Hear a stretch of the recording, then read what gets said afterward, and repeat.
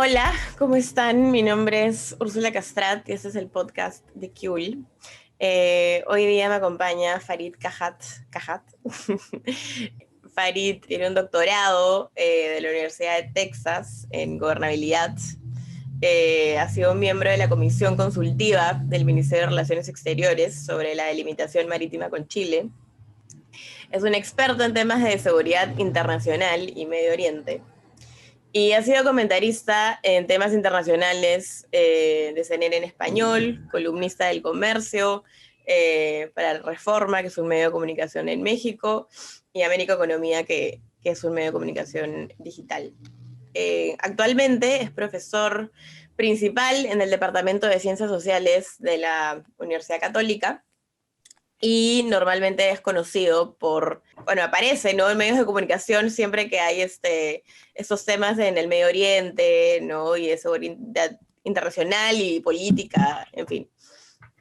No sé si estuvo bien mi presentación o me he equivocado en algo. No, estuvo bien, estuvo bien.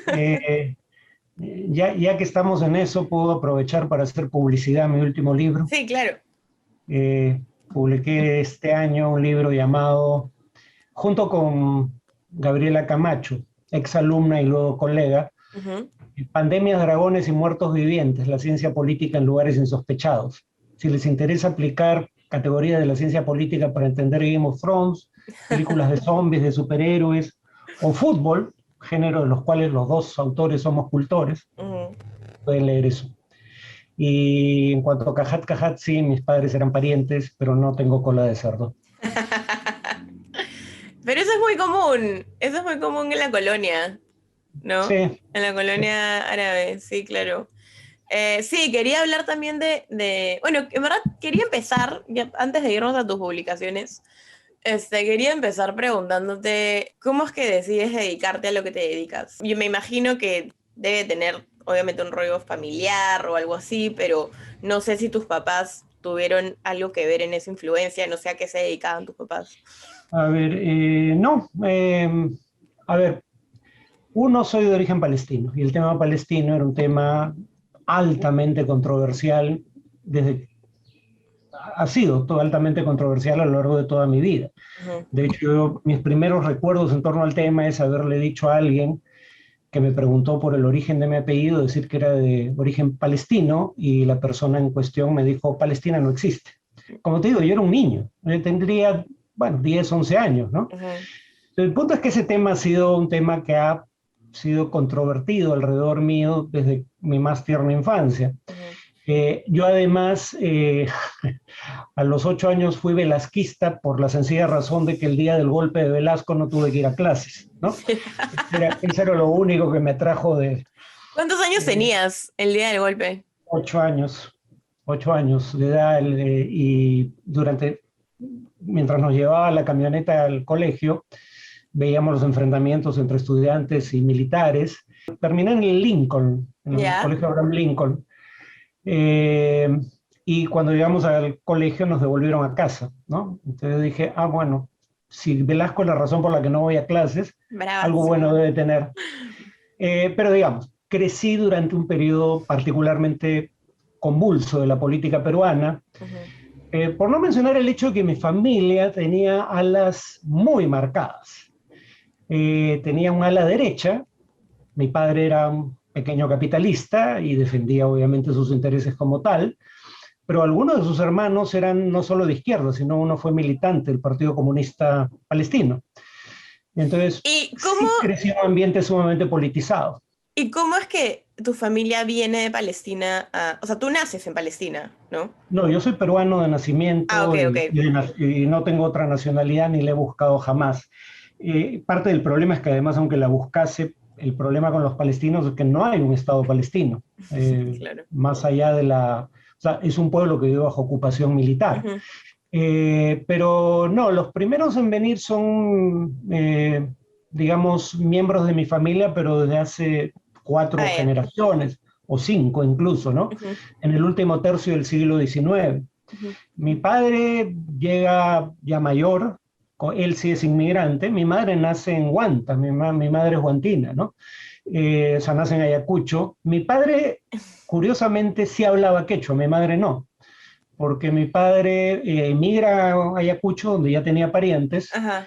y se dedica al comercio ambulatorio. Contaba unas anécdotas que eran muy Es interesantes. que antes era normal, o sea, por Sí, ejemplo, mi abuelo que nació en Cusco, eh, él sabía quechua. sí, Y cuando nosotros éramos chiquitos, siempre acá el chongo en la casa de mis abuelos era tu puputi, ¿dónde está tu puputi? ¿No? En el ombligo. sí. Entonces, esas palabras como en quechua, o sea, claro, hoy en día, por ejemplo, ya ahorita están debatiendo la moción de si le dan la confianza o no al gabinete de Bellido, Ah, claro. Ujú. y ya salieron los memes, ¿no? Y salen memes, cualquier congresista, una vez de que hablan en quechua, ¿no? Y sale como que un meme, como que puta, ya fuimos, ¿no? Claro. Entonces, claro, hoy en día el quechua se ve como algo totalmente de izquierda, totalmente populista, totalmente... Pero en esa época, eh, si es que, por ejemplo, como comentas, ¿no? Tu papá trabajaba con comerciantes, obviamente se veía en la obligación un poco de tener que saber el idioma, ¿no? Claro, porque él iba a, aunque él vivía en la capital de Ayacucho, Huamanga, Ujú. iba a comunidades altoandinas a lomo de mula, literalmente, ¿no? Y sus clientes eran quechua hablantes, entonces aprendió quechua en parte para poder comunicarse con ellos. Y lo interesante es que me decía cosas como que, por ejemplo, les vendía crédito. Yo le decía, tú acababas de llegar de Medio Oriente, tú no escribías español, sabías hablar español, pero ni leías ni escribías, y ellos tampoco, ¿no?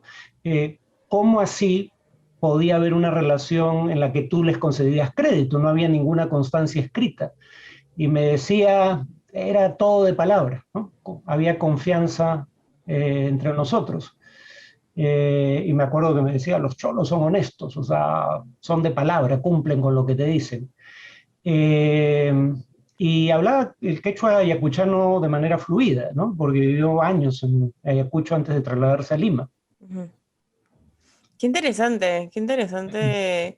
Pero yo creo que eso es muy importante que la gente hoy en día sepa, ¿no? Que antes el quechua era algo... O sea, estamos hablando de qué año. Estamos hablando de fines de los 50 o mediados de los Claro, 50 del siglo claro, pasado. Sí. claro. En el mercado de Puno, me acuerdo que, no sé si has ido al mercado de Puno. No, no. Para empezar, todos están vestidos de una manera totalmente distinta a la tuya, o sea, totalmente distinta, ¿no? Y hablan en Aymara, me parece, creo que ni siquiera Sí, es quechua, sí. es Aymara. Aymara, sí. Y cuando hablan, por ejemplo, la radio, los portavoces y eso que hablan, no por el mercado tal o precio, hablan en Aymara. Entonces, es loquísimo porque es como que, claro, eso es en Perú, pero o sea, son los momentos en los cuales tú te das cuenta que en realidad, ¿qué es Lima? O sea, Lima es la capital, pero el resto Bueno, del país y esta realidad o sea, existe, ¿no? Solo y que, la claro, mayoría de los habitantes de Lima son o inmigrantes o a estas alturas descendientes de inmigrantes, ¿no? ujú, Gente que haya vivido por varias generaciones en Lima ya es una minoría. ujú. No, claro, pero lo que iba con esa idea era de que, o sea, ese tipo de cosas, ese tipo de realidades son cosas de que los medios de comunicación no vemos, ¿no? O Mm. sea, nadie va a cubrir lo que sucede en un mercado que hablan en Aymara, en Puno, ¿no? Por más de que haya habido un robo o algo, ¿no? O sea, creo que solamente lo cubrirían si es que habría un ataque terrorista, ¿no? Eh, O, pero además, por eso cuando se trata de cubrir conflictos sociales, en muchas zonas del país saben que no van a obtener atención de los medios, Ujú, salvo que haya una movilización con cierre de carreteras o cosas por el estilo. Porque a diferencia de los directivos de Odebrecht, no tienen acceso directo al presidente, ¿no? Y necesitan llamar la atención para que se les escuche. De otra manera probablemente no ocurriría. De hecho, hay estudios que te indican que las protestas en las capitales suelen ser más exitosas ujú, políticamente que las protestas en provincias, en parte aunque no exclusivamente, por el tema de que a veces en provincias, si no hay movilizaciones y si no hay cierre de carreteras, nunca se enteran en Lima de qué pasó. Y claro, por ejemplo, en Ecuador, cuando la CONAIE, la Confederación de Nacionalidades Indígenas del Ecuador, quiere tener efecto político, traslada a sus huestes a Quito, la capital. Y la última vez que lo hicieron, el presidente se trasladó de Quito, la capital, a Guayaquil, ¿no? En 2019.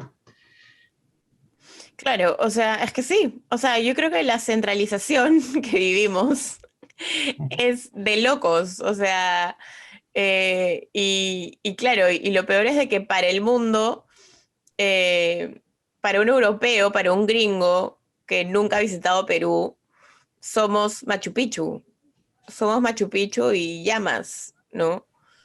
Pero Eh, los europeos o americanos más perspicaces de lo que se dan cuenta es que de que la élite limeña se considera a sí misma cosmopolita, ilustrada, Ujú, y sin embargo ellos hacen notar el trato francamente propio de la servidumbre feudal ujú. que muchos de ellos dispensan a las empleadas domésticas, ¿no? Y son quienes se percatan de que no son tan modernos como creen ser. Claro, exacto. Bueno, volviendo a tu historia, Ujú. eh, claro, como dices, en tu familia siempre había estos dos temas, ¿no? De izquierda a derecha, pero como tú estudiaste en la Católica, me parece, ¿no? Sí, sí. Ujú. El pregrado, sí. ¿El pregrado Ciencias Políticas? Sociología, porque no había, sociología política, porque no había ciencia política en la católica. Ya, ya. Y Ujú. claro, y de ahí es de que hiciste un máster o Es diferente un disciplina. doctorado el término es gobierno, pero en realidad es un doctorado en ciencia política, ¿no? En la Universidad de Texas en Austin. Claro, sí, como mencioné. Y digamos, cuando una persona estudia eso, ¿qué ambiciones laborales tiene? Eso me hace acordar una cumbia, creo que era del grupo 5, en la que un padre le dice a su hijo, te pago la carrera que quieras, pero, y ese era el estribillo de la canción, para político no. El supuesto ahí es que uno estudia ciencia política porque quiere hacer activismo político o quiere ser dirigente político. Ujú, Eh, en todo caso, en mi caso fue al revés, ¿no? Yo más bien primero fui activista desde muy joven y luego estudié ciencia política. Pero el punto es que mi caso es más bien excepcional, ¿no? ujú. Uno no estudia una carrera para hacer política, o en todo caso a la gran mayoría de mis estudiantes nunca les interesó la militancia política o cuando menos no les interesó hacer carrera política. Eh, Puedes hacer muchas cosas, ¿no? Digamos, primero, es la carrera base. Algunos siguen posgrados en temas en donde ya se especializan en un área particular como gestión pública Ya, o relaciones internacionales. Luego está el tema, acá en el Perú no ha ocurrido mucho, pero yo enseñé también en México y en México lo veías más. Los que hacen cobertura de temas políticos o de temas internacionales tienen formación en carreras afines, claro, ¿no? periodísticamente.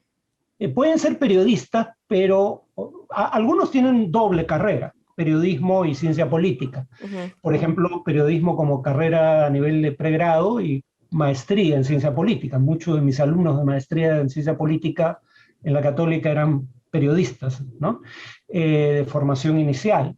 Pero, digamos, pueden dedicarse al periodismo, pueden dedicarse a la docencia, ujú. también pueden dedicarse a la política, pero como asesores, no necesariamente como Claro, claro, claro, protagonistas, ¿no? claro. Entonces hay una multiplicidad de áreas en las que se pueden desarrollar. Además, como te digo, la mayoría termina especializándose luego a través de un posgrado en algo más específico, no Ujú. la política en general. Muchos trabajan en el Estado. Pero claro, o sea, te pregunto porque obviamente yo creo que tu generación y la mía tienen prioridades y han vivido una realidad totalmente distinta, ¿no? Yo siento que tu generación está muchísimo más educada políticamente hablando, por todos los hechos que han vivido, no tanto por la edad, ¿sabes? Yo siento que no es tanto por la edad, porque yo creo que al final del día uno no sé, puede haber un chibolo brillante de 18 años que la tenga muchísimo más clara que un montón de 30 ahorita, ¿no? Pero, pero lo que iba era de que, ¿a qué crees que se debe? O sea, esta ignorancia de mi generación que ha sido un escándalo esas elecciones, sobre todo en las clases altas, ¿no? A ver, probablemente la historia sea enrevesada, pero a ver, ¿qué creo que puede explicar eso? Sí, mi generación era más politizada, porque como digo, crecí durante el gobierno de Velasco y ese Ujú, gobierno polarizó al país de una manera en que solo ha vuelto a ocurrir con Sendero ujú, a partir de los 80s. Bueno, nosotros vivimos Sendero también, ¿no? ujú, Y en la coyuntura reciente probablemente, ¿no? Pero digamos, vivimos Velasco, luego luchamos contra el régimen militar. Curioso, bueno, yo era muy joven para haber luchado contra Velasco, pero sí luché contra Morales Bermúdez, eh, para que los militares volvieran a los cuarteles y permitieran el establecimiento de una democracia. ujú. Eh, y eso fue 75-80 más o menos, ¿no? Y luego el 80 empieza a ascender. Entonces, y eso en el contexto de un país mucho más pobre que el Perú de hoy, ¿no? El producto por habitante, o sea, el ingreso por habitante del Perú de hoy debe ser es más del doble Ujú, de lo que era en aquel entonces, en términos reales, ¿no? Era un país más pobre, más precario, con convulsiones políticas constantes, ¿no? Desde el año 90, perdón, desde el año 2000, no ujú. 90, desde el año 2000, mal que bien, salvo por el breve interregno de Merino el Breve, hemos tenido cierta continuidad democrática, ¿no? Ujú. Yo viví dictadura militar, entonces sí, estábamos más educados políticamente, si se quiere, pero éramos mucho más cerrados de mente. Ah, O claro, sea, y en sí. ese sentido, los Y por jóvenes eso de la hoy, mayoría son unos fachos. no, y yo que vengo de la izquierda, yo milité en la izquierda en la época del gobierno militar. Claro, pero son Bueno, ex nosotros no caviares. éramos tan duros de mente como la derecha. Eso es a lo que lleva Claro, la polarización, claro, a que nadie está dispuesto a escuchar al otro, claro. ¿no? Porque lo consideras un enemigo, no, no alguien con quien puedes tener legítimas diferencias de opinión que a su vez puedes procesar a través del diálogo o incluso el debate, Ujú, sino es un enemigo al cual combatir, ¿no? Entonces, en mi generación, y eso lo estoy empezando a ver de nuevo ahora, lamentablemente, éramos más, teníamos más experiencia política, probablemente ujú, estudiábamos más la política, pero a la vez éramos bastante cuadriculados, ¿no? No éramos muy amplios de mente, y eso es algo en favor de los millennials, ujú, que a nivel global hay encuestas que indican que los millennials son la generación más liberal de la historia, desde que ujú, hay encuestas de opinión. ujú, Los millennials son la primera generación en la historia de la humanidad, por ejemplo, en casi todas partes, para la cual el tema de la homosexualidad no es un asunto Ah, a claro. discutir. O sea, ¿es esta opción? Bien por ti. A Ujú, mí me tienes en cuidado, no es claro. asunto mío. ¿Te quieres casar? Bueno, allá tú. Ujú. No, a mí tampoco, no me incumbe, no es algo sobre lo Exacto. cual tenga que pronunciar. Eso no ocurría hasta los millennials. Y en ese sentido, los Claro. millennials, a los que se vapulea tanto en los medios, tienen también cosas bastante rescatables. Sí, no, de todas maneras, el tema yo creo es que en esas elecciones, ¿no? Particularmente, los representantes millennials de las élites eran Alejandro Cabero y Adriana Tudela, ¿no? Ujú, Entonces, por un lado tenemos a Alejandro Cabero, que es gay, ujú, pero cuando yo me enteré que era gay, pregunté a un amigo común que tengo con él, le dije, pero ¿él es abiertamente gay? Tipo, o sea, ¿la gente sabe que es gay? Y me dijo, sí, o sea, sí, sí, claro, la gente sabe que es gay. Entonces yo me quedé como que, ah, man, ya, pero me parece curioso que nadie durante la campaña como que lo haya atacado por eso, cosa que sí hacían con Alberto de Belaúnde, por ejemplo, ¿no? Entonces, eso por un lado. Y por otro lado, tenemos a Adriana Tudela, que es pro vida, ¿no? Para ella la Constitución del 93 es casi que los 10 mandamientos, ¿no? Y tiene todo el speech de su papá, ¿no? Y su papá salió hace unos meses en Willax diciendo de que lo que estábamos viviendo nosotros era los cuatro jinetes del apocalipsis. Y tipo, yo estaba viendo con mi papá en la tele y en ese momento me dijo, no, o sea, ya, tipo, cambia de canal, o sea, ya, huevón, o sea, no, ya está mal, o sea, ya, tipo, no. Y entonces, claro, y bueno, y lo fuerte, ¿no? Era de que, por ejemplo, ¿a quién se le tiraban encima? A Sigrid Bazán, ¿no? Que es una millennial representante de izquierda, pero claro, Sigrid no es la mejor representante de izquierda, a mi parecer, personalmente. Viene de haber sido periodista y bueno, cuando era periodista la verdad es que a mí su periodismo no compartía la manera en la que lo hacía.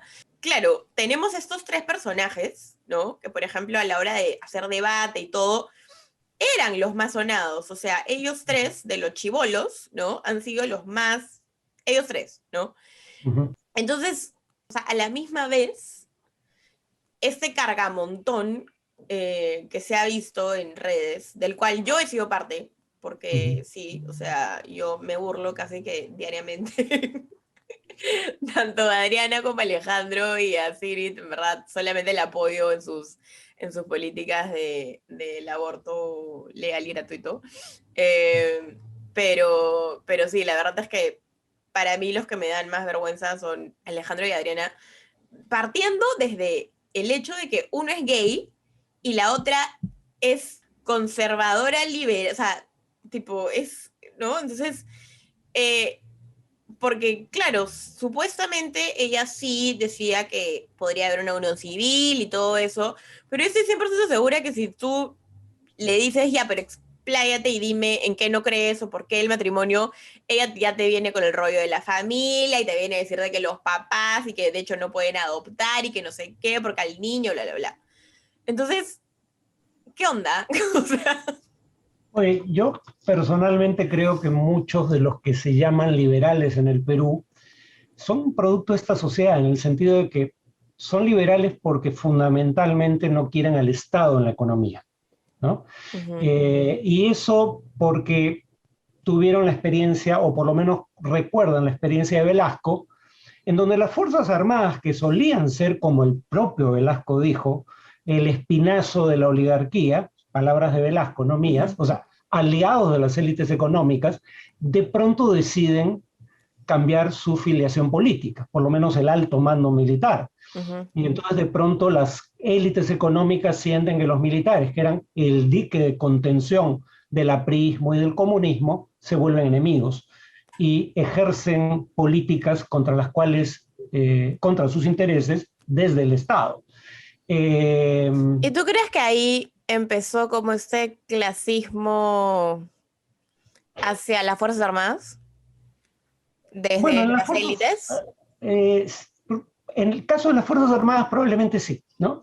Pero además las Fuerzas Armadas mantienen algo que es una constante hasta hoy, pero que existía antes de Velasco. La Marina sigue siendo una fuerza militar en donde, digamos, la mayoría de los altos mandos provienen de las élites sociales y económicas. El ejército siempre ha sido una fuerza más plebeya, ¿no? Por eso, por ejemplo, en tiempos de Velasco, a raíz del debate que hubo por las palabras Bueno, y los del aviadores canciller, y la aviación. la aviación es más parecida a la marina. El tema con la aviación es que es una fuerza relativamente menos influyente en lo político, pero en todo caso también es más de élite, ¿no? Y en parte producto del hecho de que los militares son más, el ejército se parece más al país en su composición social, étnica, también es más diverso políticamente, ¿no? Cuando hablas de militares de izquierda, casi invariablemente vienen del ejército. Claro, lo que los militares suelen entender por izquierda. Lo que une a los militares con sectores de izquierda es que ellos creen en un papel del Estado en lo económico, por Claro. razones de seguridad incluso, Claro, ¿no? claro. No son de izquierda en el sentido más Claro, claro, liberal claro, de claro. apoyar el matrimonio igualitario, probablemente no. Claro. Pero la Marina, en cambio, cuando tuvo gente de izquierda en el alto mando, hubo atentados en su contra. Me refería por eso a lo que decía Héctor Béjar, ¿no? Ujú, No es cierto que la Marina inició el terrorismo en el Perú, pero sí hay acciones terroristas que el propio gobierno de los Estados Unidos, y lo sabemos por documentos desclasificados o ujú. filtrados a la prensa por gente como Assange, los propios norteamericanos creen que el atentado contra el almirante Faura, que era parte del gobierno de Velasco, Ujú, fue perpetrado por otros miembros más bien conservadores de la Marina, ¿no? ujú. En ese sentido, el ejército se ha parecido más a la sociedad en lo étnico, en lo social, en lo político, que la Marina y la aviación. Claro, claro.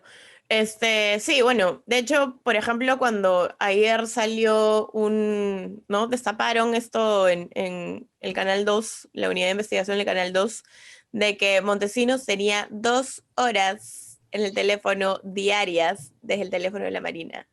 2 horas, ¿no? Todavía no me vi el noticiero, solamente vi el titular, que lo puso Marisol García Freund. Uh -huh. Y entonces, claro, yo la noche llego a mi casa y le digo a mi papá, o sea, no puedo creerlo. O sea, puta, ¿qué tal concha? O sea, y le digo, lo que a mí más me llega al pincho, en verdad me jode, es de que cuando Béjar dijo lo que dijo, toda mi generación automáticamente poniendo en sus redes sociales el comunicado que sacó la Marina, ¿no? Contra Béjar, ¿no? Y entonces era como que, ¿cuándo a ustedes les ha interesado la Marina? O sea, ¿en qué momento? O sea, ¿y, A ver, y por qué eh, de esto? ¿Qué van a decir? ¿Van a seguir defendiendo a la Marina? bueno, lo que pasa con Béjar es que ya había dicho cosas que sí eran cuestionables para No, alguien que claro. quería ser ministro de No, pero Relaciones no Exteriores te del hablo de gobierno de Béjar, te Macaco. hablo de la Marina, o sea, No, como claro, claro. institución. No, pero mi punto es que incluso yo creí la versión inicial, porque todo parece indicar que editaron maliciosamente el video en Panorama, Sí, ¿no? claro. Y yo Eso fue lo que creí, pasó. claro, ¿no? Editaron Sí, maliciosamente el video, sí. entonces hicieron decir a Béjar que la Marina estuvo en el origen de Sendero. Eso no dijo Béjar. Eso no dijo. Y de cualquier manera eso no es cierto en lo absoluto. El problema es que eso se hace creíble cuando oyes otras declaraciones de Béjar que dicen que la CIA estuvo en el origen de Sendero y que defiende a Cuba y niega que haya presos políticos en Cuba y defiende el régimen venezolano. Y sin embargo, cuando da su discurso de asunción del cargo de canciller, Ujú, dice todo lo contrario a lo que había pensado toda su vida, ¿no? ujú. Entonces, Béjar era problemático por otras razones, No, no por claro, esas claro. declaraciones, no por esas declaraciones sobre la Marina. Eh, Hay sentencias judiciales contra miembros de la Marina por crímenes cometidos durante la guerra contra Sendero Luminoso. La guerra la empezó Sendero, la mayor parte de las víctimas inocentes fueron asesinadas por Sendero, pero también hay casos documentados por la Comisión de la Verdad y sancionados por fallos judiciales de crímenes cometidos por las fuerzas del orden. Entonces no se puede tapar el sol con un dedo. Y No. si bien la Marina podría tener derecho a sentirse, digamos, agraviada por lo dicho por Béjar, cosa que es discutible en mi opinión, pero en fin, No me parece. incluso en ese caso, la Marina no emite un pronunciamiento como fuerza, lo emite si acaso el Ministerio de Defensa, Claro, porque las Fuerzas Armadas son una entidad no deliberante. Y claro. en ese sentido ese pronunciamiento fue problemático por las formas, no solo por el contenido. Ujú. Sí. O sea, no, y como te digo, o sea, a mí o sea, yo llego y le digo a mi papá como que me digas al pincho estos huevones, que qué se creen, claro, ahora qué van a decir de la Marina, que no sé qué, o sea, porque es un activismo político, y ahí va lo que hablamos de las generaciones, ¿no? Es un activismo político que es totalmente nuevo. Uh -huh. O sea, ellos recién se están involucrando o están leyendo porque está en jaque todo el modelo, ¿no? Según lo que ellos piensan, ¿no? O sea, lo que ellos piensan es de que Pedro Castillo un poco más que les va a expropiar, como decían algunos, el iPhone y puta hueva, o sea, las casas en Asia y, o sea, es como, así no A ver, funcionan. A ver, yo siempre he acusado a la clase alta limeña o peruana en general de que tienden a sobrereaccionar, sobreactúan de una manera ostensible o equivocan el blanco. Ujú. El anticomunismo en el Perú, contra todo pronóstico, no surgió contra el comunismo, surgió contra el APRA, que no era un partido comunista.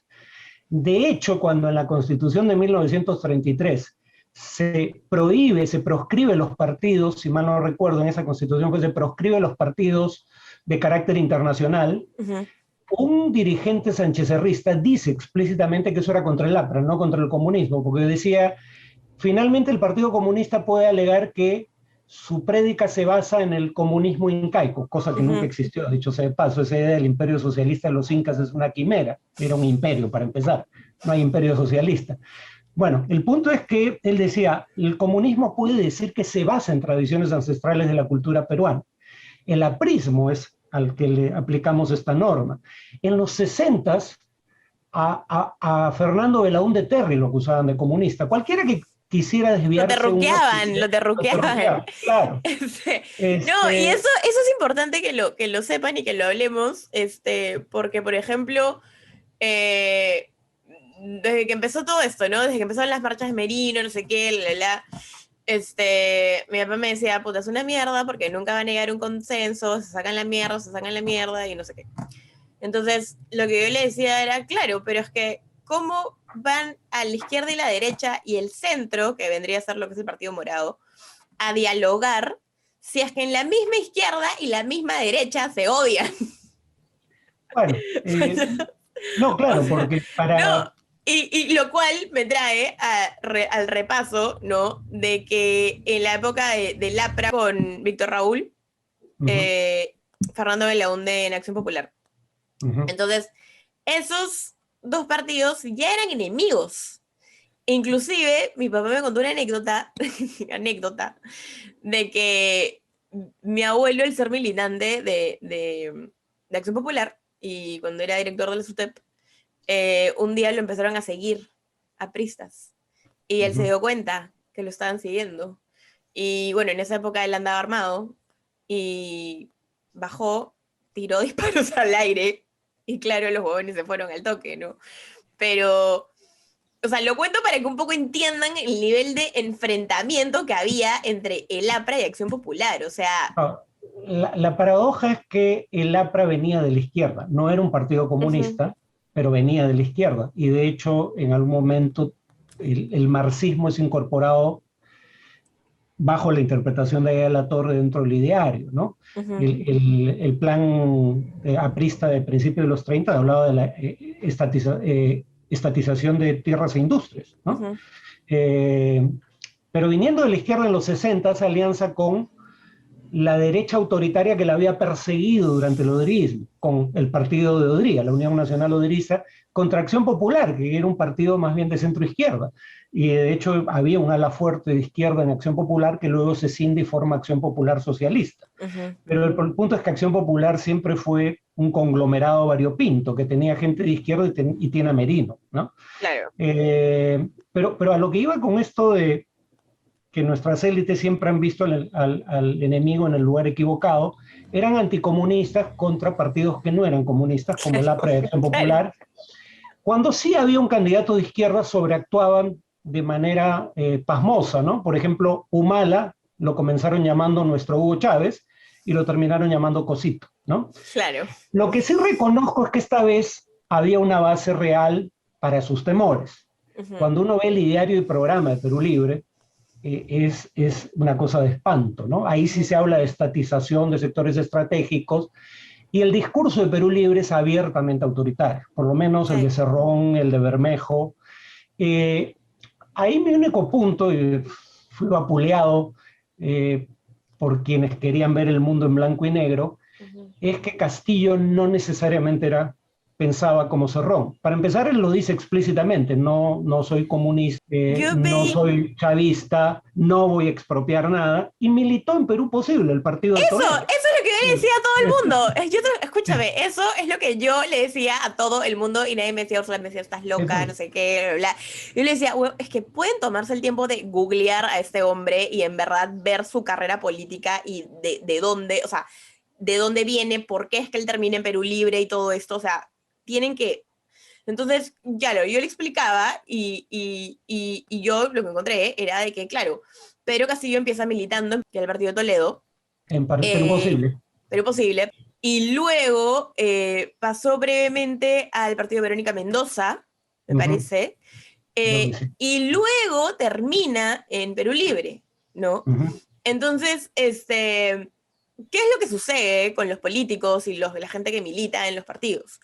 Es normal cambiar de un partido al otro. En el Perú lo es. Sí, en el Perú, ¿no? Porque siempre hay roches entre, o sea, algo se descubre, no sé, pues que tal persona recibió tantos millones y al final hizo tal cochinada con otra persona, ¿no? O tal persona es un criminal, o sea, entonces es normal, ¿no? O sea, es normal, o sea, y lo hemos visto en los últimos años, por ejemplo, cuando pasó lo de PPK y el Partido Peruanos por el Cambio se disolvió, ya no Ujú. existe, y se dividió en los conservadores y en los liberales, ¿no? O en los conservadores y los progres, ¿no? Entonces teníamos por un lado a Alberto de la Hunde, ¿no? Y por otro lado teníamos a Pedro Lechea, ¿no? Que era extrema derecha, ¿no? Religioso, machista, ¿no? Y por otro lado teníamos a Alberto de Belaunde, que es un político abiertamente homosexual, que está abiertamente a favor de los derechos de la mujer, ¿no? Entonces, que sin considerar a Alberto de izquierda, porque Alberto en verdad No, vendría a no. ser de centro en Pero, realidad, ¿no? pero pero además, lo que es Alberto, que fue mi alumno, igual que Sigrid, Sí, me así que yo contaste. no voy a... Bueno, no tengo nada malo que decir, pero aunque lo tuviera, no lo daría público. Tengo una buena relación personal con los dos, y Uh aprecio a -huh. los dos, ¿no? Pero Alberto para mí es un liberal, solo que en el Perú el término se ha Claro, tergiversado, ¿no? O claro, sea, claro. yo creo que el Partido Morado es el primer partido genuinamente liberal en el Perú contemporáneo. Y estamos en un país en donde se han trastocado tanto las categorías políticas Uh -huh. que para Renovación Popular son marxistas. O Claro, sea, para claro. Renovación Popular en comunicados partidarios llamaba régimen marxista al gobierno de Sagasti. Y digo, hagan un ejercicio de comprobación. Veamos un régimen marxista. Cuba. En Cuba la mayor parte de las empresas son propiedad del Estado. No hay mercado como mecanismo fundamental de asignación de recursos. Los recursos los asigna el sistema de planificación centralizado. Uh -huh. No hay partidos, salvo el partido oficial. Claro, No hay medios de comunicación independientes. claro. ¿Cuál de esas características comparte el gobierno de Sagasti? Ninguna. ¿En qué sentido Sagasti era comunista? Pues en la mente afiebrada de López Aliaga, ¿no? Claro, claro, Que todo lo que esté ligeramente a su izquierda tiene que ser rojo. Y claro, claro, si tú estás en la extrema derecha, todo está a tu izquierda. claro. Es que sí, para mí el tema de la ignorancia de las élites es como lo que tú dices, ¿no? O sea, no saben de qué hablan, o sea, no tienen ni idea. Es ignorancia en realidad al final del día. Hablan desde sus miedos. El problema es que le Brother, tienen miedo a casi todo. cuando la gente le tenía miedo a Johnny Lescano, o sea, era como que, oye, me están jodiendo, o sea, ¿por qué le vas a tener miedo a Johnny Lescano? O sea, Pues, tipo, son las malas experiencias del pasado. Digamos que no es que no surge ex nihilo, no viene de la nada. Son experiencias que han marcado a las élites, como la de Velasco, Alan García y la de Sendero Luminoso, ¿no? ujú, El problema es que esas experiencias lo que suscitan no es razonamientos, sino temores. Y claro, esos temores tienen un origen explicable, genuino. El problema es que una vez que quieres atizar temores, no necesitas remitirte a la realidad. Puedes atizarlos a través de digamos, fake news, ¿no? Claro. Como decir que Vizcarra no, Sagasti es comunista. Ay, O no, sea, y pasaban una foto. cuando estás predispuesto a tener ciertos temores por tu experiencia, esos temores se pueden atizar con mucha facilidad, incluso recurriendo a falacias o mentiras. Claro, claro, que es lo que sucede acá en realidad con todo. ¿No? Ahora, Este, le puede pasar a cualquiera. Hasta ahora lo he dicho en términos de las no, élites, claro, no, de pero todas esto le pasa a maneras. cualquier persona. Sí, sí, sí, pero a lo que íbamos con esto era, estábamos hablando de la ignorancia, ¿no? O sea, política, por ejemplo, ahorita en San Isidro, y estuve viviendo unos meses hace poco ahí. Estuve ahí y cuando empezaron a hacer estas marchas por la democracia, ¿ya? Estos tíos alquilaban unas vans, así como excursión de colegio, ¿no? Para irse a las marchas y los recogían de dedazo. Ujú. Y claro, y veías a todas esas tías con los carteles, ¿no? Y no sé qué, bla, bla, bla. Después ves en el Starbucks a las tías también recolectando las firmas para no a la Asamblea Constituyente, no al cambio de la Constitución, que no Ujú. sé qué, ¿no? Entonces, claro, ¿qué sucede? En redes sociales, la gente ve eso y dice, puta, estos pituquitos de mierda, qué chucha les... o sea, se prestan al meme, ¿me entiendes? O Sí, sea, se prestan a la burla, se prestan a que los critiquen, se prestan a que sean altamente cuestionados, se prestan a que... Se prestan, ¿no? pero además, lo peor es que hay cosas en las que yo podría estar de acuerdo con ellos. Yo no estoy a Sí. favor de un cambio de la Constitución, por ejemplo, Ujú. pero todo te lo plantean en términos tan melodramáticos y tan polarizados que te es imposible coincidir con ellos, No, ¿no? o es más, a veces ni siquiera te pueden decir por qué. O Sí, sea, tú a pues, veces le preguntas y le dices, ¿y por qué estás firmando esto? porque lo que no piensan ellos es comunismo. O sea, Claro. ven el mundo en blanco y negro. Ahora, eso pasa de los dos lados, ¿no? Una de las cosas más paradójicas en el Perú de hoy es Ujú, que Philip Butters y Vladimir Cerrón pueden tener diferencias en virtualmente todo sobre la faz de la Tierra, ujú, pero en lo que coinciden es en su odio a los caviares, ¿no? claro. Y en general a lo que la propia Biblia llama los tibios.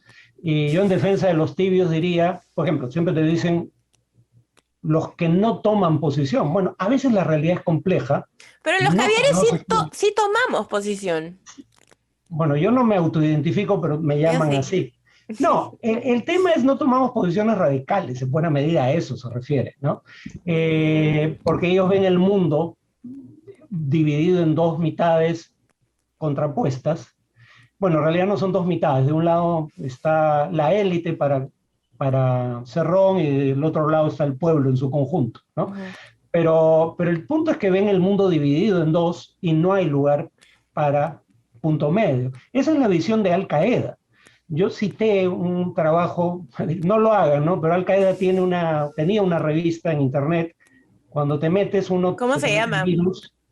Era el nombre de un poblado en Siria, pero Ya. no me viene a la mente ahora. Hay dos cosas. Uno, entran virus a tu computadora cuando te conectas, y dos, te puedes terminar siguiendo algún servicio de inteligencia, porque ¿para qué Claro, entras? Yo claro. entro porque soy analista y entonces me interesa estudiar estos temas. Pero hay un artículo en esa revista de Al Qaeda que se llama La extinción de la zona gris. Y ahí te das cuenta lo que tienen en común nuestra extrema derecha, los comunistas y Al Qaeda. El Ujú, mundo es en blanco y negro. ujú. La zona gris hay que extinguirla. Entonces ellos decían, nuestros atentados terroristas en países occidentales van a hacer que los occidentales victimicen a los musulmanes que viven en sus sociedades, y a esos musulmanes que querían ser buenos franceses o buenos alemanes no les va a quedar otra opción que o abandonar su religión para integrarse a esas sociedades o venir al Estado Islámico. Eso no era del Qaeda, era el Estado Islámico, la Ujú. publicación. O venir a los territorios que controla el Estado Islámico y pelear de nuestro lado. Pero el término era explícito, la extinción de la zona gris. Acabemos con los tibios, en otras palabras. Pero tú, Bueno, los idealistas ujú. no siempre son encomiables. El Che Guevara murió por un ideal, pero también mató por ese ideal. Ay, el Che Guevara, pero no, el Che Guevara no era caviar, el Che Guevara No, todo lo contrario. El Che Guevara sí era un genuino Sí, radical. claro. pero los caviares no son los que andan creando masacres en nombre de un ideal. Idealista Claro. era Bin Laden. Bin Laden era un multimillonario que pudo dedicarse a putear en Londres, como Ujú, hacen muchos de la élite saudí, y se dedicó a luchar contra Estados Unidos en Afganistán. ujú. Pero los ideales por los que peleó eran abominables, o sea, que fuera idealista me es absolutamente indiferente, ¿no? Pero el punto es que creen que eso es moralmente superior. Y desde el momento en que Cerrón y Philip Butter se pueden poner de acuerdo en la condena a los caviares, algo malo tiene que ver con el uso del término, ¿no? Claro. O Eh, sea, para empezar, el término viene de Francia, sí, de la izquierda caviar. de la izquierda caviar, y es lo Ah, que en Inglaterra le llaman los champagne ujú, socialist. claro. Eh, y bueno, y acá se le dice caviar, mira, florino, caviar, no sé qué, bla, bla, bla. Pero yo, yo para empezar no me autodefino de izquierda, a eso también me lo atribuyen, ¿no? Yo cuando Eh, hice este test me salió que era de centro izquierda, pero yo si me preguntas con qué político a nivel mundial me identifico, te digo con Bernie Sanders. Y claro, Bernie es socialista, democrático, progresista. sí, yo en muchas cosas también coincido con él, ¿no? Pero no estoy seguro de que sería uno de sus seguidores de ser norteamericano. Ujú, Eh, pero digamos, ahí hay un tema que trasciende si eres de izquierda o no. ujú. Más allá de ser de izquierda, Bernie Sanders era un político anti-establishment, pero también era un político anti-establishment Trump, o es, no se ha muerto. Claro. Trump también tenía un discurso contra las élites, ¿no? Ujú, Y entonces eso no necesariamente es izquierda. Eh, pero en todo caso hay muchas cosas en las que yo sí coincidiría con Sanders, pero coincidiría con Sanders porque hay un tema en el que soy leninista. Lenin decía, cuando le decían, pero te fuiste demasiado hacia la izquierda, y él dice porque el partido se había ido demasiado hacia la derecha, la barra del metal se torció hacia la derecha, había que torcerla hacia la izquierda para que quede enderezada. La razón por la que yo ahora sí apoyaría a alguien como Sanders en Estados Unidos, porque Estados Unidos se ha vuelto una sociedad cada vez menos democrática, menos meritocrática, cada vez más desigual, con cada vez más influencia de las ujú. élites económicas en las decisiones políticas. Entonces, hay que cambiar eso desde dentro del sistema y lo más parecido a una propuesta de cambio es Sanders. Yo diría que en alguna medida lo está haciendo también Biden. Biden ha girado con su partido hacia posiciones más críticas del orden establecido. Pero yo reivindicaría eso más que la ideología en Sanders. Claro. Pero bueno, justamente una de las preguntas que me mandaron para ti era que de una vez menciones si es progre o de centro. En segunda vuelta se vio pro Castle. No, yo ya dije, a ver, no voté ni en primera ni en segunda vuelta, ni por Castillo ni por Keiko Fujimori. Eh, Así que, y siempre lo dije explícitamente, lo único que decía es que, dada la probabilidad de que gane Castillo, con Castillo veía la posibilidad de distanciar a Castillo de Perú Libre. Habría que recordar que Castillo Sí. entra a Perú Libre en las vísperas de las primarias. Ujú. Del mismo modo en que fue candidato, ya nadie se acuerda, pero fue candidato a alcalde de Lima por Perú Libre, un partido marxista-leninista, Rafael Belmont Casinelli, ¿no? Rafael es No, bueno, sí, Ricardo Belmont sí, Casinelli, ¿no? sí. Que Y justamente ella ya dijo, izquierdista no tiene nada. no, pero sacaron hace unos días, revelaron de que justamente él se estaba reuniendo con Vladimir o con Pedro Castillo. Con Sí, Cerrón. con Cerrón que se estaba entonces, Pues fue candidato a alcalde de Lima. Claro, de repente los une el machismo y la xenofobia, pero no el marxismo, ¿no? O sea, en otras palabras, lo que yo un poco sugería es que existe la posibilidad de que Castillo no sea un fanático como Cerrón, sino un oportunista. Y dadas las circunstancias, un oportunista era mejor que un fanático. No voté por él. Y no, pero el punto es que, claro, en una elección tan polarizada, votaste en blanco si no entonces. cerraba, vicié Ajá, el voto por primera vez no, por segunda vez en mi vida. ya. Eh, Ahora, en el Perú, por la misma razón por la que apoyaría a Sanders en Estados Unidos, Ujú, en el Perú sí creo que estoy a la izquierda. Claro. Pero en un país donde el espectro político está corrido tan hacia la derecha que un partido liberal como el Morado es considerado marxista Ah, por el claro. Partido Popular.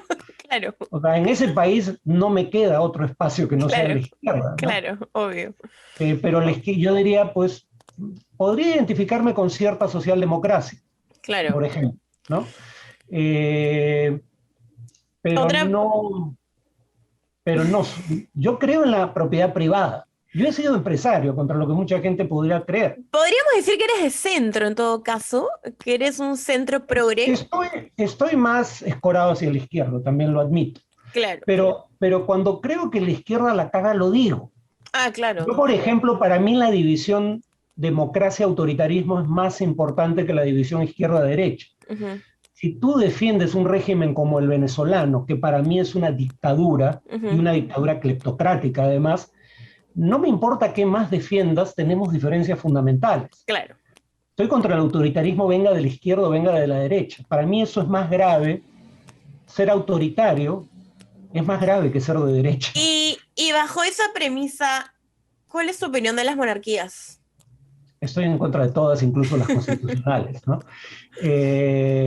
Digamos, la idea de que alguien tiene derecho a cumplir ciertas funciones públicas y a vivir cuando menos en parte del erario público, porque nació en una determinada familia, es todo lo contrario a una sociedad moderna basada en el bien. Royal blood, blue blood. Claro, Que tú sabes que la realeza supuestamente eh, se les dice que tienen esta sangre azul porque son como personas especiales que Dios ha elegido para elegir, ¿no? No sé si sabes eso, puedes explicarlo mejor que yo. no, es que ahí hay una, bueno, la idea de la soberanía, ¿no? Ujú, Originalmente venía de que había un individuo providencial, elegido por Dios presuntamente, para ejercer la soberanía sobre un territorio. ujú. Ahora hablamos de la soberanía popular, ¿no? El depositario de la soberanía es el pueblo, pero el depositario de la soberanía, por eso se le llamaba el soberano, solía ser el rey, que Ujú, por ende tenía derecho a disponer de personas y bienes a discreción dentro del territorio ujú. en el cual ejercía su soberanía. Acabo de leer una nota en la revista británica The Economist, por ejemplo, me dicen de izquierda, mi revista favorita es The The Economist, que es una Economist, revista empresarial, ¿no? claro.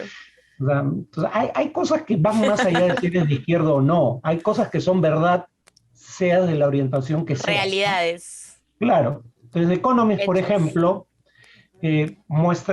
reseña una investigación sobre los peores reyes y trata de hacer una relación y la encuentra o busca si existe relación entre la endogamia en las familias reales europeas, o sea, casarse entre ellos, y lo mal que gobiernan y encuentra esa relación, ¿no? Y quién era el top 10 de peor?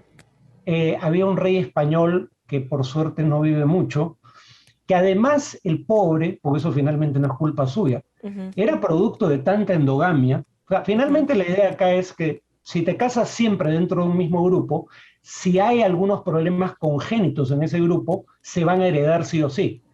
Cuando te casas fuera de tu grupo, tu pool genético, o sea, tus Sí, posibilidades claro. genéticas se amplían y es menos probable que heredes problemas. Bueno, este rey español, Felipe, no me acuerdo qué número, el pobre además tenía una lengua tan grande que no podía Ay, prácticamente hablar, pobrecito. tenía problemas físicos, muere muy joven, pero además fue un pésimo gobernante. Ujú. Y lo que este académico rastrea es la relación entre el grado de endogamia y cómo ejerce el gobierno. Y encuentra una relación clara entre, mientras más endogámico sea el origen, o sea, Ujú. mientras más se hayan casado entre primos, para decirlo Claro, claramente, sí, sí, sí. Primos, este, hermanos, tíos, sobrinos. como mis padres, así que yo hablo de la endogamia con conocimiento de causa. Mi abuelo también Peor gobernantes son. era hijo de endogamios. Bueno, yo soy hijo de primos, no he notado ninguna Mi deficiencia abuelo era hijo de primos. biológica, pero siempre hay algo raro, siempre supe que había algo raro en mi cabeza que probablemente... Bueno, yo no conocí a mi abuelo, justo él era aviador y falleció en un accidente del de aviación, ¿no? Pero claro, él era José Cabero Cabero. No sé, bueno, hablando de la endogamia, que por ejemplo una amiga se ha burlado toda esta segunda vuelta de puta, que sí, pues estos huevones que se casan entre primos y no sé qué, bla, bla, bla, que es lo que un montón de gente critica a las élites, ¿no? Sobre todo la peruana, la limeña, que al final todos somos Bueno, primos. la paradoja es que cuando ganó la alcaldía de Lima, Susana Villarán, con votos en un sector de la élite limeña, el que usó ese argumento fue Aldo Mariatti. Su amigo, el hematólogo, que probablemente debe ser uno de sus tantos amigos imaginarios, le dijo que había una degeneración genética en la clase alta limeña, Ya, producto de la endogamia, que le inducía al suicidio político. Ese ya. argumento lo usó Aldo Mariatti en ese contexto, ¿no? No. O sea, lo cual obviamente es una tontería, pero en fin, Bueno, hay expertos que dicen que en realidad Susana Villarán ganó por la campaña que le hizo Jaime Bailey durante el apoyo que le dio, ¿no? por razones de... liberales. Bailey no Sí. estaba de acuerdo necesariamente con la agenda de izquierda en materia económica, pero en un país donde el liberalismo suele brillar por su ausencia, Ujú, la agenda de género la asumió fundamentalmente la izquierda, y entre otros Susana Villarán, de ujú. manera explícita. Por eso la apoya Bailey. Y sí es cierto, por ejemplo, que si suman los votos que obtiene Castillo en Miraflores, San Isidro, Surco y La Molina, Ujú, es mayor que la diferencia con la que le gana Keiko Fujimori. ujú. Entonces, sí hay un sector de esos estratos sociales que termina votando por Castillo y probablemente haya sido suficiente para explicar su triunfo. Eh, pero repito, yo no voté por él. O sea, el punto es que no había matiz. No podías sino Claro, vilificar a Castillo. claro. Y además olvidar la mochila del fujimorismo, ¿no? O sea, ya nadie habla del hecho de que en el avión presidencial, cuando Fujimori era presidente, se encontró droga. En el almacén de Kenji Fujimori, de una empresa de Kenji Fujimori, se encontró droga. Que cuando Vaticano dijo que le pagaba $50.000 por cada avioneta que despegaba de las zonas cocaleras del Perú a Montesinos, Fujimori defendió a Montesinos, ¿no? En fin, todos esos que Montesinos le vendió armas a las FARC, un grupo narcoterrorista, y Fujimori también lo defendió en esa ocasión, ¿no? Entonces, yo entiendo el discurso en contra de Castillo, porque yo sí leí el ideario y programa de Perú Libre y Ujú. yo jamás votaría por esa gente. Pero blanquear al fujimorismo de todo su pasado, vinculado solo al narcotráfico en lo que he dicho, no hablemos de otros Hablemos de crímenes otros, hablemos de otros. sentenciados judicialmente, no me digas que no había un dilema genuino ahí. Yo no entiendo cómo hasta el día de hoy Keiko Fujimori no está presa, sinceramente. No Bueno, ya entiendo. estuvo presa, ¿no? Bueno, pero cómo nos Curiosamente, sigue. no, pero es que ese es parte de nuestro problema. Dos de nuestros principales dirigentes políticos, el líder del partido de gobierno y la principal líder de la oposición, tienen que calcular sus intereses políticos, pero calcular también el riesgo de terminar presa como parte de su estrategia Claro, política. claro, Los dos están obvio. acusados de organización criminal y en parte tenemos la política que tenemos por eso.